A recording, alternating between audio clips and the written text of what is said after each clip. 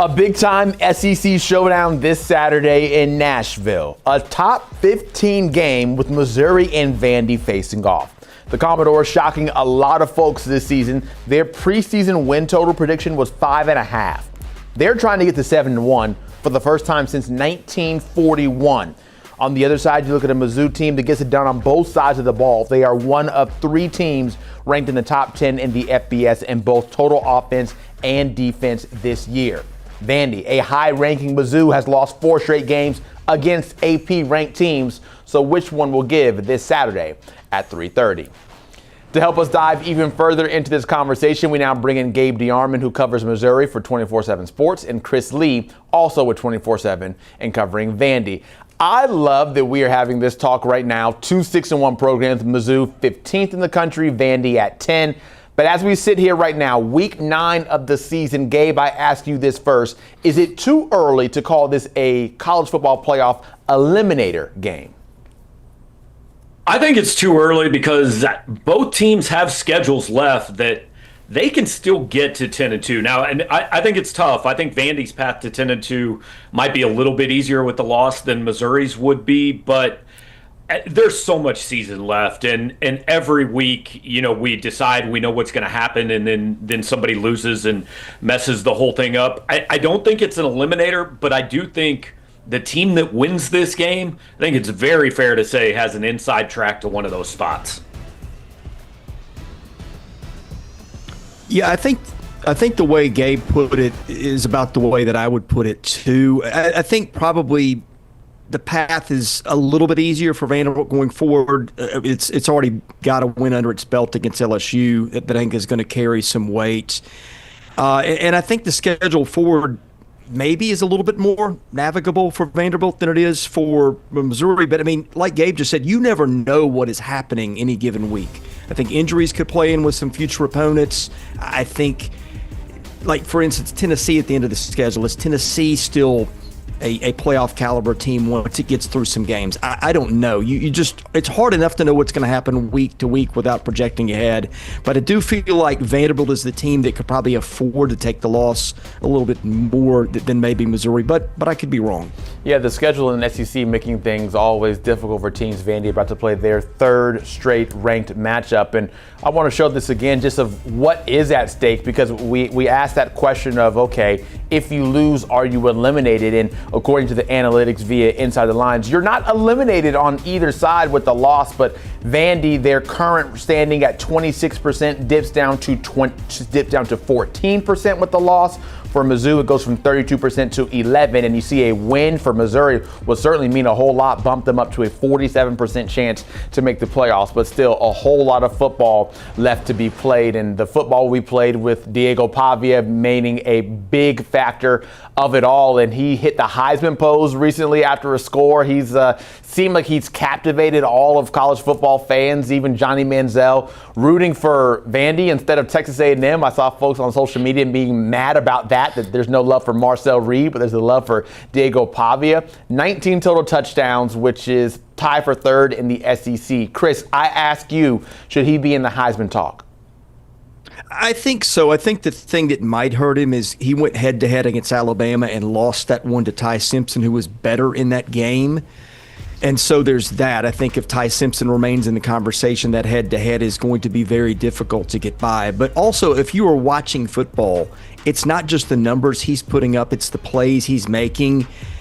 They're just hard to quantify how good he is. The 4th down play last week where he juked Pyburn one way and then the other way and then threw a pass across his body to complete a 4th down play. The going down at the 1 instead of scoring to basically allow Vanderbilt to take a knee and get through the games. I think if you're watching this kid play, in addition to the stats, I think that helps his chances. But I do think if it comes down to a head-to-head with Alabama and Ty Simpson, that's the place to get him. Otherwise, I think he's got a shot if they can continue to win.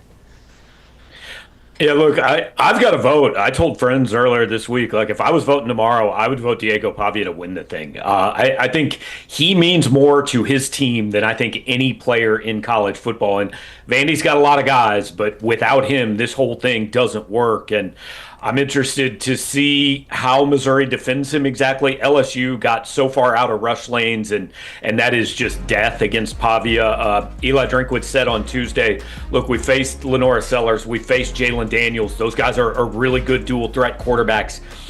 But Pavia is the best when things break down, when things get off schedule. Drinkwitz called him a magician, and I mean, he's almost better once the play kind of goes haywire. So I think Missouri's best attribute is its pass rush with Damon Wilson and Zion Young, but they've got to find a way to pressure Pavia without letting him out of the pocket. And then I'm not sure who they'll have spy him. They've got some athletic linebackers. Maybe Dalen Carnell is kind of that safety linebacker hybrid. I don't know who they'll use in that role, but I think he's the one guy in college football that you have to have a spy on him every single play of the game. I don't really care if it's, 1st and 10 or 3rd and 25. If you're not spying Diego Pavia and rushing, staying in your lanes and being disciplined, you're going to be in big trouble.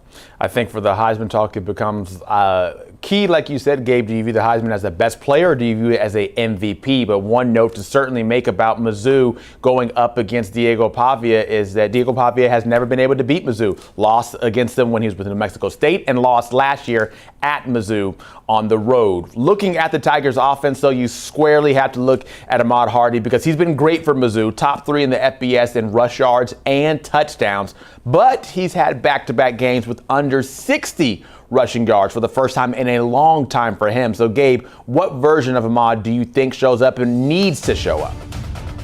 Well, I think the more important thing is what version of his offensive line shows up, because I don't think he's changed as a runner. I don't think he's worse than he was the first few weeks. I mean, we knew the numbers would go down a little bit. Alabama and Auburn are not the teams Missouri played in the first 5 weeks, and teams more and more are selling out and saying, look, 29 is not going to beat us. But Ahmad Hardy had nowhere to go last week against Auburn. It really from the start, I mean, they were just swarming him and hitting him at the line of scrimmage, behind the line of scrimmage.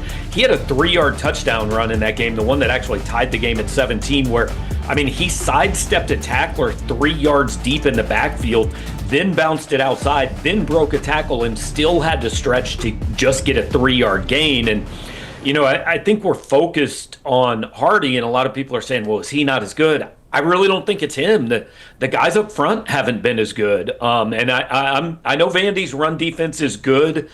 I'm not sure they've been tested quite like this, and I don't think they have just maybe the athletic freaks on the line that Alabama and Auburn have been able to throw at Missouri. Yeah, I would agree with that. The defensive line is better, but I think the last 2 fronts that Missouri played have got more raw talent, especially NFL-type talent than Vanderbilt's got. So I think line of scrimmage will be a thing, but once he gets past the line of scrimmage, it's making tackles. Vanderbilt's had issues at times with open field tackling. It gave up an explosive run to Caden Durham, I think, last week against LSU. It gave one up at the end of the game, although that was a little different. It was a run down the clock situation to Alabama, too. So I think it's going to be, once he gets in your secondary, how good are you at bringing him down, which has been an issue for a whole lot of teams this year. It's going to be fun. 3:30 Saturday, and now that we've said a little bit of the sides of both of it, I have to ask the most important question, and that is who wins this game. Chris, we'll go to you first.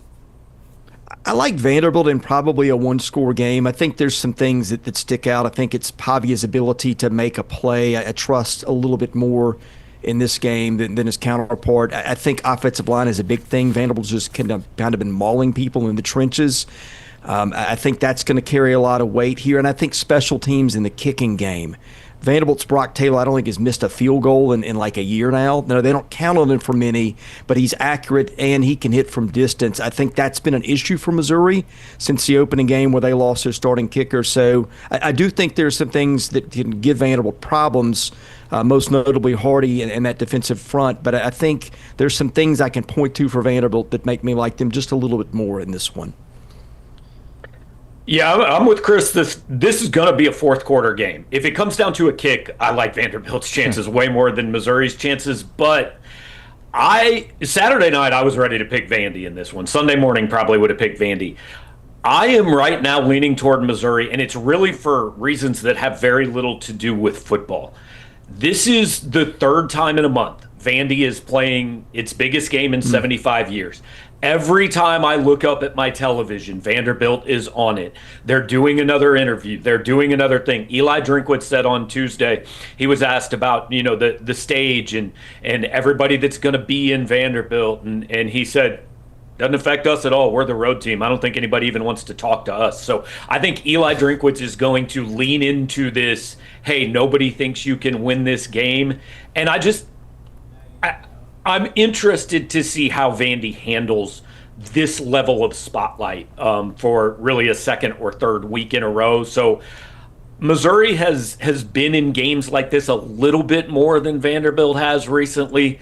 I think they get it done, but I'm not going to be at all shocked if Vanderbilt wins the game. Yeah, it is Vandy's 11th game of ranked on ranked. Leading up to this, the previous 10 even split at 5-5. So we'll find out one way or another come Saturday evening. Fellas, thank you. Appreciate it so much. Gabe Dearmond and Chris Lee. We will look forward to seeing you along the way. College football page over on CBS Sports at YouTube is where you can get all the CBS Sports college football insight with segments like this with the crew from inside college football and all that knowledge that you want to get. Scan that QR code.